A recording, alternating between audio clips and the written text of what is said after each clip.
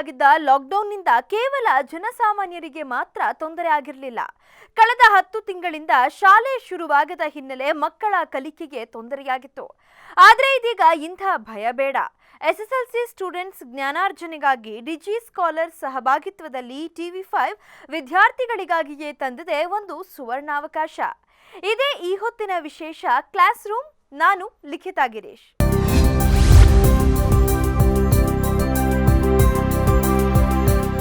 ವಿದ್ಯಾರ್ಥಿಗಳೇ, ಇವತ್ತಿನ ಕ್ಲಾಸ್ನಲ್ಲಿ ಘನಾಕೃತಿಗಳು ಮತ್ತು ಅರ್ಧಗೋಳದ ಬಗ್ಗೆ ನಮ್ಮ ಶಿಕ್ಷಕರು ಪಾಠ ಹೇಳಿಕೊಡಲಿದ್ದಾರೆ. ನೋಡಿ. Hello students. Today we are going to discuss 10th standard mathematics. In that, let us study the chapter Surface Areas and Volumes. We are familiar with some of the solids like cuboid, cone, cylinder and sphere. We have also learned how to find their surface areas and volumes. In our day-to-day life, we come across a number of solids. And also the solids made up of combination of two or more of the basic solids.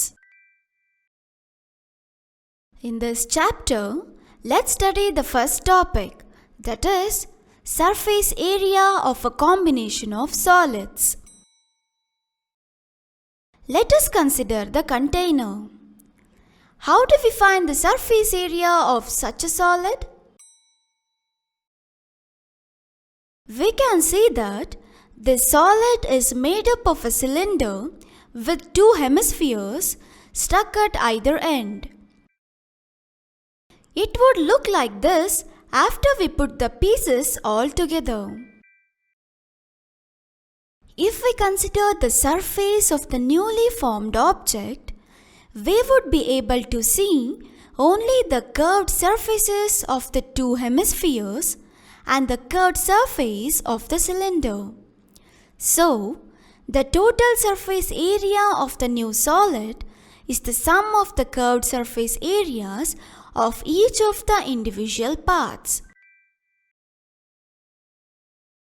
This gives TSA of a new solid is equal to CSA of one hemisphere plus CSA of cylinder plus CSA of other hemisphere, where TSA stands for total surface area and CSA stands for curved surface area respectively. Please note this point. Now let's recall surface area of solids. The formula of most often used solid figures are listed here. First one is cube. Lateral surface area of cube, that is area of 4 walls, is equal to 4 sides square. Total surface area of cube is equal to 6 sides square. Next one is hemisphere. Curved surface area of hemisphere is equal to 2 pi r square. Total surface area of hemisphere is equal to 3 pi r square, where r is the radius of the hemisphere. Now, let's consider an example.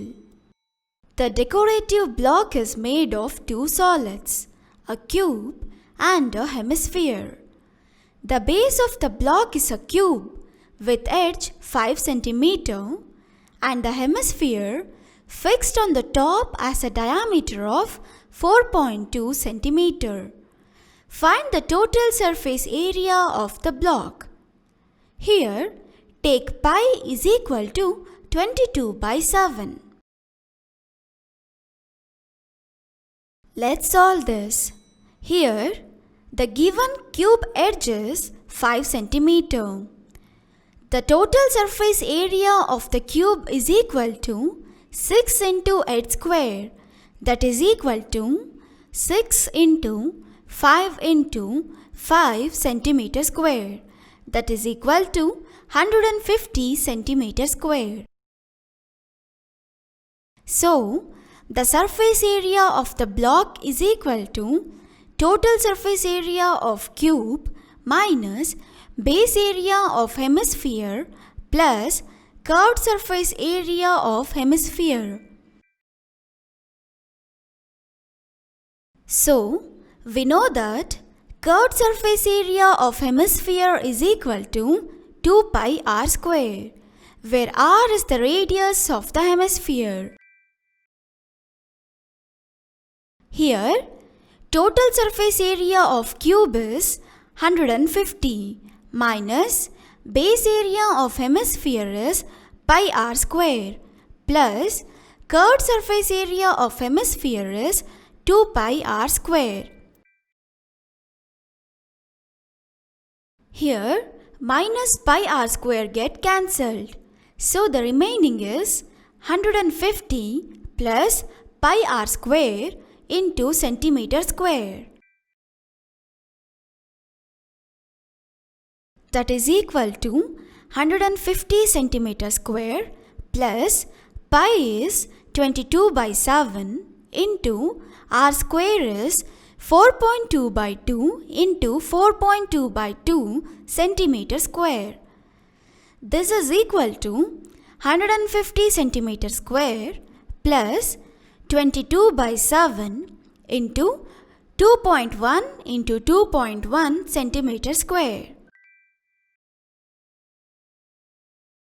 So that we get 150 centimeter square plus 22 by 7 into 4.41 centimeter square. That is equal to 150 centimeter square plus 3.14 into 4.41 centimeter square. 150 plus 13.84 centimeter square. So, by adding this we get the answer 163.86 centimeter square. So, the surface area of the block is equal to 163.86 centimeter square. Now, let's learn the next topic, volume of a combination of solids. To understand volume of a combination of solids better, let's recall volume of solids. The formula of most often used solid figures are listed here. Next one is cylinder. Volume of cylinder is equal to pi r square h, where r stands for radius and h stands for height of the cylinder. Next one is cone. Volume of cone is equal to 1 by 3 pi r square h, where r stands for radius and h stands for height of the cone. Next one is hemisphere. Volume of hemisphere is equal to 2 by 3 pi r cube, where r is the radius of the hemisphere. Let's look into an example. A solid toy is in the form of a hemisphere surmounted by a right circular cone. The height of the cone is 2 cm and the diameter of the base is 4 cm. Determine the volume of the toy. If a right circular cylinder circumscribes the toy, find the difference of the volumes of the cylinder and the toy. Here, take pi is equal to 3.14. Let's solve this. Let BPC be the hemisphere and ABC be the cone standing on the base of the hemisphere. The radius BO of the hemisphere as well as of the cone is equal to 1 by 2 into 4 cm, that is equal to 2 centimeter. Volume of toy is equal to volume of hemisphere plus volume of cone. So volume of the toy is equal to 2 by 3 pi r cube plus 1 by 3 pi r square h. That is equal to 2 by 3 into 3.14 into 2 cube plus 1 by 3 into 3.14 into 2 square into 2 centimeter cube. 2 by 3 is 0.67 into 3.14 into 2 cube is 8 plus 1 by 3 is 0.33 into 3.14 into 2 square is 4 and 4 is multiplied with 2. So we will get answer 8. That is equal to 0.67 into 3.14 into 8 is 16.8304 plus 0.33 into 3.14 into 8 is 8.2896. By adding this, we will get 25.12.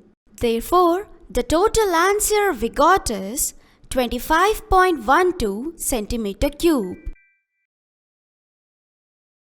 Now, let the right circular cylinder EFGH circumscribe the given solid. The radius of the base of the right circular cylinder is equal to HP is equal to BO, that is equal to 2 centimeter, and its height is EH, that is equal to AO plus OP, that is equal to 2 plus 2 centimeter, that is 4 centimeter. So, the volume required is equal to volume of the right circular cylinder minus volume of the toy. Volume of the right circular cylinder is pi r square h minus volume of the toy is 25.12. So 3.14 into 2 square into 4 minus 25.12 centimeter cube. By multiplying 3.14 into 2 square into 4, we'll get 50.24. By subtracting 25.12 in 50.24, we'll get the answer 25.12 centimeter cube. Hence, the required difference of the two volumes is equal to 25.12 centimeter cube. ವಿದ್ಯಾರ್ಥಿಗಳೇ, ಇಂದು ನಾವು 10ನೇ ತರಗತಿ ಗಣಿತವನ್ನು ಕಲಿಯಲಿದ್ದೇವೆ. ಅಧ್ಯಾಯ ಮೇಲ್ಮೈ ವಿಸ್ತೀರ್ಣಗಳು ಮತ್ತು ಘನಫಲಗಳು. ಇಲ್ಲಿ ತೋರಿರುವ ಘನಾಕೃತಿಗಳನ್ನು ನಾವು ಆಯತಘನ, ಶಂಕು, ಸಿಲಿಂಡರ್ ಮತ್ತು ಗೋಳದ ಬಗ್ಗೆ ಚಿರಪರಿಚಿತರಾಗಿದ್ದೇವೆ. ಹಾಗೆಯೇ ಅವುಗಳ ಮೇಲ್ಮೈ ವಿಸ್ತೀರ್ಣ ಹಾಗೂ ಘನಫಲಗಳನ್ನು ಕಂಡುಹಿಡಿಯುವ ವಿಧಾನವನ್ನು ತಿಳಿದಿದ್ದೇವೆ. ಇಲ್ಲಿ ತೋರಿರುವ ಘನಾಕೃತಿಗಳನ್ನು ನಮ್ಮ ನಿತ್ಯ ಜೀವನದಲ್ಲಿ ಕಾಣುತ್ತೇವೆ ಹಾಗೂ 2 ಅಥವಾ ಅದಕ್ಕಿಂತ ಹೆಚ್ಚು ಮೂಲ ಘನಾಕೃತಿಗಳನ್ನು ಜೋಡಿಸಿ ಮಾಡಿದ ಘನಾಕೃತಿಗಳನ್ನೂ ಸಹ ನೋಡಿರುತ್ತೇವೆ. ಈ ಅಧ್ಯಾಯದಲ್ಲಿ ಮೊದಲಿಗೆ ಜೋಡಿಸಿದ ಘನಗಳ ಮೇಲ್ಮೈ ವಿಸ್ತೀರ್ಣದ ಬಗ್ಗೆ ಅಧ್ಯಯನ ಮಾಡೋಣ. ಈಗ ನಾವು ಒಂದು ಸಂಗ್ರಹಕವನ್ನು ತೆಗೆದುಕೊಳ್ಳೋಣ. ಇಂತಹ ಘನವಸ್ತುಗಳ ಮೇಲ್ಮೈ ವಿಸ್ತೀರ್ಣವನ್ನು ಹೇಗೆ ಕಂಡುಹಿಡಿಯಬಹುದು? ಈ ಘನಾಕೃತಿಯಲ್ಲಿ ಸಿಲಿಂಡರಿನ 2 ಪಾದಗಳಲ್ಲಿ ಅರ್ಧಗೋಳವನ್ನು ಅಳವಡಿಸಲಾಗಿದೆ ಎಂದು ನಾವು ಕಾಣಬಹುದು. ಈ 3 ಭಾಗಗಳನ್ನು ಒಟ್ಟಿಗೆ ಸೇರಿಸಿದ ನಂತರ ಇಲ್ಲಿರುವಂತೆ ಕಾಣುತ್ತದೆ. ಹೊಸದಾಗಿ ರೂಪುಗೊಂಡ ಘನಾಕೃತಿಯ ಮೇಲ್ಮೈ ವಿಸ್ತೀರ್ಣವನ್ನು ಪರಿಗಣಿಸಿದರೆ ನಾವು 2 ಅರ್ಧಗೋಳದ ವಕ್ರ ಮೇಲ್ಮೈ ವಿಸ್ತೀರ್ಣಗಳನ್ನು ಮತ್ತು ಸಿಲಿಂಡರಿನ ವಕ್ರ ಮೇಲ್ಮೈ ವಿಸ್ತೀರ್ಣವನ್ನು ಮಾತ್ರ ಕಾಣಬಹುದು. ಹೀಗಾಗಿ ಹೊಸದಾಗಿ ಉಂಟಾದ ಘನವಸ್ತುವಿನ ಒಟ್ಟು ಮೇಲ್ಮೈ ವಿಸ್ತೀರ್ಣವು ಪ್ರತಿ ಬಿಡಿಭಾಗಗಳ ವಕ್ರ ಮೇಲ್ಮೈ ವಿಸ್ತೀರ್ಣದ ಮೊತ್ತಕ್ಕೆ ಸಮವಾಗಿರುತ್ತದೆ. ಇದನ್ನು ನಾವು ಹೊಸಘನದ ಒಟ್ಟು ಮೇಲ್ಮೈ ವಿಸ್ತೀರ್ಣ = ಮೊದಲ ಅರ್ಧಗೋಳದ ವಕ್ರ ಮೇಲ್ಮೈ ವಿಸ್ತೀರ್ಣ ಪ್ಲಸ್ ಸಿಲಿಂಡರಿನ ವಕ್ರ ಮೇಲ್ಮೈ ವಿಸ್ತೀರ್ಣ ಪ್ಲಸ್ ಎರಡನೆಯ ಅರ್ಧಗೋಳದ ವಕ್ರ ಮೇಲ್ಮೈ ವಿಸ್ತೀರ್ಣ ಎಂದು ಸೂಚಿಸುತ್ತೇವೆ. ಈಗ ಜೋಡಿಸಿದ ಘನಗಳ ಮೇಲ್ಮೈ ವಿಸ್ತೀರ್ಣದ ಬಗ್ಗೆ ಹೆಚ್ಚಾಗಿ ತಿಳಿಯಲು ಘನಗಳ ಮೇಲ್ಮೈ ವಿಸ್ತೀರ್ಣವನ್ನು ನೆನಪಿಸಿಕೊಳ್ಳುವುದು ಅತ್ಯವಶ್ಯಕ. ಘನಾಕೃತಿಗಳಿಗೆ ಹೆಚ್ಚಾಗಿ ಬಳಸುವ ಸೂತ್ರಗಳನ್ನು ಇಲ್ಲಿ ನಾವು ಕಾಣಬಹುದು. ಮೊದಲಿಗೆ ಘನದ ಪಾರ್ಶ್ವ ಮೇಲ್ಮೈ ವಿಸ್ತೀರ್ಣ = 4 × a². ಘನದ ಪೂರ್ಣ ಮೇಲ್ಮೈ ವಿಸ್ತೀರ್ಣ = 6 × a². ಮುಂದಿನದು ಅರ್ಧಗೋಳ. ಅರ್ಧಗೋಳದ ವಕ್ರ ಮೇಲ್ಮೈ ವಿಸ್ತೀರ್ಣ = 2πr². ಅರ್ಧಗೋಳದ ಪೂರ್ಣ ಮೇಲ್ಮೈ ವಿಸ್ತೀರ್ಣ = 3πr². ಇಲ್ಲಿ r ಅರ್ಧಗೋಳದ ತ್ರಿಜ್ಯವಾಗಿದೆ. ಈಗ ಒಂದು ಉದಾಹರಣೆಯನ್ನು ನೋಡೋಣ. ಅಲಂಕಾರಿಕ ವಸ್ತುವು ಒಂದು ಘನಾಕೃತಿ ಮತ್ತು ಒಂದು ಅರ್ಧಗೋಳ ಈ ಎರಡೂ ಘನಗಳಿಂದ ಕೂಡಿದೆ. ವಸ್ತುವಿನ ಪಾದವು 5 ಸೆಂಟಿಮೀಟರ್ ಬಾಹುವನ್ನು ಹೊಂದಿರುವ ಒಂದು ವರ್ಗ ಘನಾಕೃತಿಯಾಗಿದೆ. ಅದರ ಮೇಲೆ 4.2 ಸೆಂಟಿಮೀಟರ್ ವ್ಯಾಸವನ್ನು ಹೊಂದಿರುವ ಅರ್ಧಗೋಳವನ್ನು ಇರಿಸಿದೆ. ವಸ್ತುವಿನ ಪೂರ್ಣ ಮೇಲ್ಮೈ ವಿಸ್ತೀರ್ಣವನ್ನು ಕಂಡುಹಿಡಿಯಿರಿ. ಇಲ್ಲಿ ಪೈಯನ್ನು 22/7 ಎಂದು ತೆಗೆದುಕೊಳ್ಳಿ. ಈಗ ಪರಿಹಾರವನ್ನು ನೋಡೋಣ. ವರ್ಗ ಘನಾಕೃತಿಯ ಒಟ್ಟು ಮೇಲ್ಮೈ ವಿಸ್ತೀರ್ಣ = 6 × ಬಾಹು²2. ಆದ್ದರಿಂದ 6 × 5 × 5 ಇದನ್ನು ಗುಣಿಸಿದಾಗ ನಮಗೆ ಸಿಗುವ ಮೊತ್ತ 150 ಸೆಂಟಿಮೀಟರ್². ಹೀಗಾಗಿ ವಸ್ತುವಿನ ಪೂರ್ಣ ಮೇಲ್ಮೈ ವಿಸ್ತೀರ್ಣ = ವರ್ಗ ಘನಾಕೃತಿಯ ಒಟ್ಟು ಮೇಲ್ಮೈ ವಿಸ್ತೀರ್ಣ ಮೈನಸ್ ಅರ್ಧಗೋಳದ ಪಾದದ ವಿಸ್ತೀರ್ಣ ಪ್ಲಸ್ ಅರ್ಧಗೋಳದ ವಕ್ರ ಮೇಲ್ಮೈ ವಿಸ್ತೀರ್ಣ. ನಮಗೆ ತಿಳಿದಿರುವ ಹಾಗೆ ಅರ್ಧಗೋಳದ ವಕ್ರ ಮೇಲ್ಮೈ ವಿಸ್ತೀರ್ಣ = 2πr². ಆದ್ದರಿಂದ ವರ್ಗ ಘನಾಕೃತಿಯ ಒಟ್ಟು ಮೇಲ್ಮೈ ವಿಸ್ತೀರ್ಣ 150 ಮೈನಸ್ ಅರ್ಧಗೋಳದ ಪಾದದ ವಿಸ್ತೀರ್ಣ πr² ಪ್ಲಸ್ ಅರ್ಧಗೋಳದ ವಕ್ರ ಮೇಲ್ಮೈ ವಿಸ್ತೀರ್ಣ 2πr². ಇಲ್ಲಿ -πr² ಮತ್ತು +πr² ರದ್ದುಗೊಳಿಸಲಾಗಿದೆ. ಆದ್ದರಿಂದ 150 ಪ್ಲಸ್ πr² ಸೆಂಟಿಮೀಟರ್²2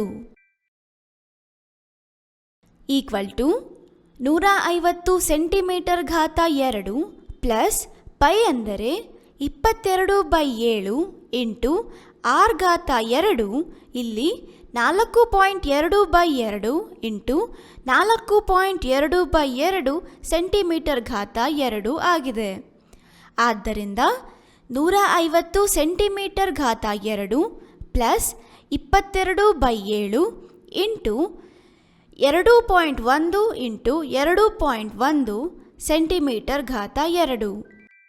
ಆದ್ದರಿಂದ 150 ಸೆಂಟಿಮೀಟರ್² ಪ್ಲಸ್ 22/7 × 4.41 ಸೆಂಟಿಮೀಟರ್²2. ಈಗ 150 ಸೆಂಟಿಮೀಟರ್ ಘಾತ 2 ಪ್ಲಸ್ 3.14 ಇಂಟು 4.41 ಸೆಂಟಿಮೀಟರ್ ಘಾತ 2. ಇಲ್ಲಿ 3.14 ಮತ್ತು 4.41 ಗುಣಿಸಿದಾಗ ನಮಗೆ 13.84 ಸಿಗುತ್ತದೆ.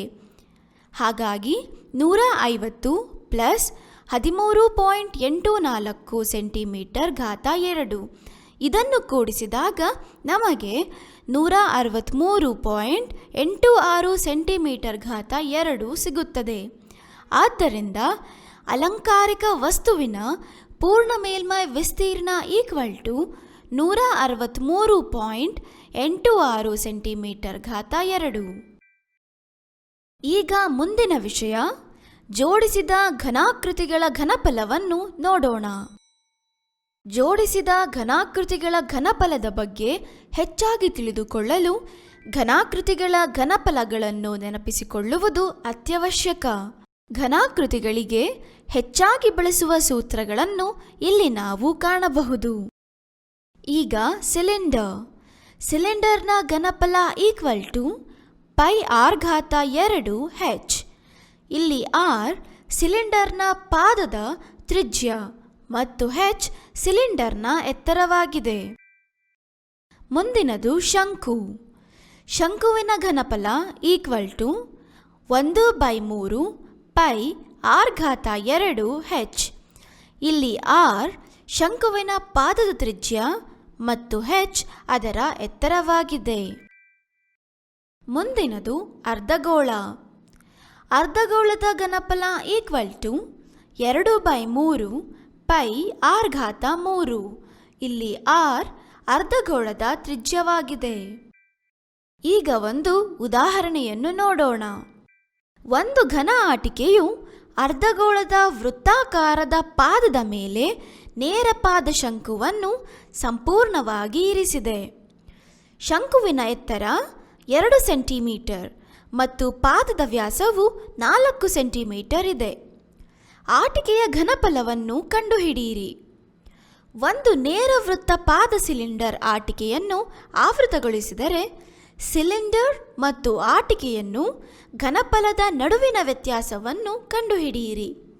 ಇಲ್ಲಿ ಪೈಯನ್ನು 3.14 ಎಂದು ತೆಗೆದುಕೊಳ್ಳಿ. ಈಗ ಪರಿಹಾರವನ್ನು ನೋಡೋಣ. ಬಿಪಿಸಿಯು ಅರ್ಧಗೋಳ ಮತ್ತು ಎಬಿಸಿ ಶಂಕು ಆಗಿರಲಿ. ಶಂಕುವು ಅರ್ಧಗೋಳದ ಪಾದದ ಮೇಲೆ ನಿಂತಿದೆ. ಆದ್ದರಿಂದ ತ್ರಿಜ್ಯ BO equal to 1/2 into 4 centimetre ಅಂದರೆ 2 ಸೆಂಟಿಮೀಟರ್.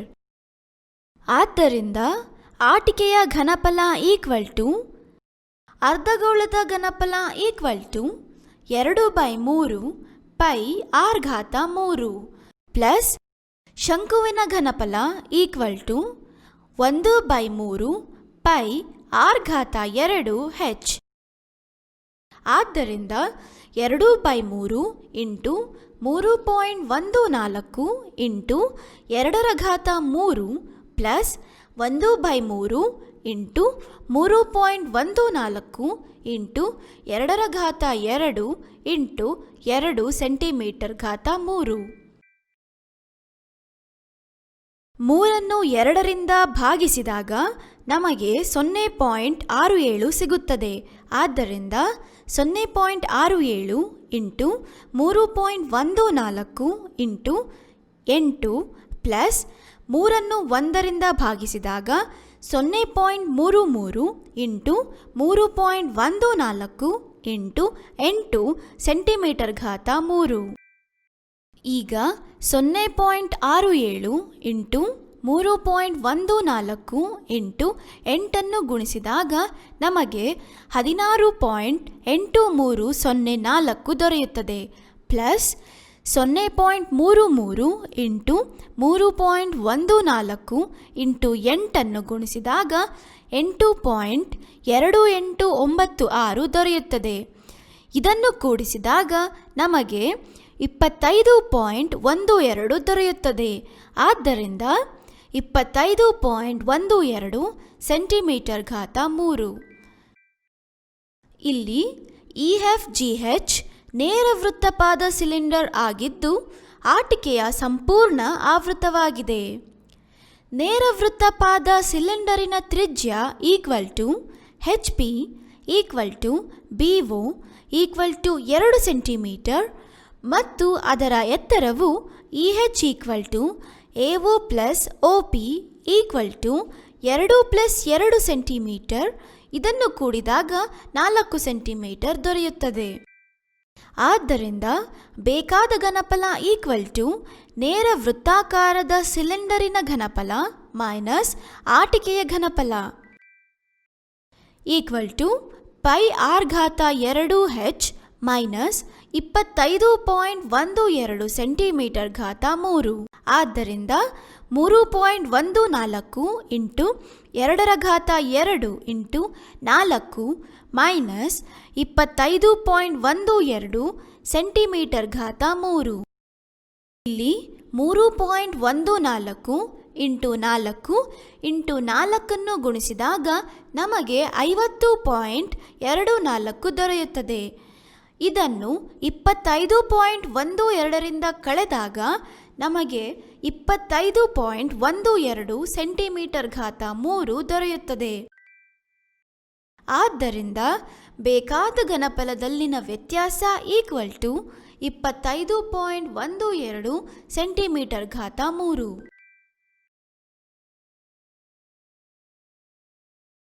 ನಾಳೆ ಇದೇ ಸಮಯಕ್ಕೆ ಡಿಜಿ ಸ್ಕಾಲರ್ ಸಹಭಾಗಿತ್ವದಲ್ಲಿ TV5 ವಿದ್ಯಾರ್ಥಿಗಳಿಗಾಗಿಯೇ ಮತ್ತಷ್ಟು ಮಾಹಿತಿಯೊಂದಿಗೆ ನಿಮ್ಮ ಮುಂದೆ ಬರುತ್ತೆ.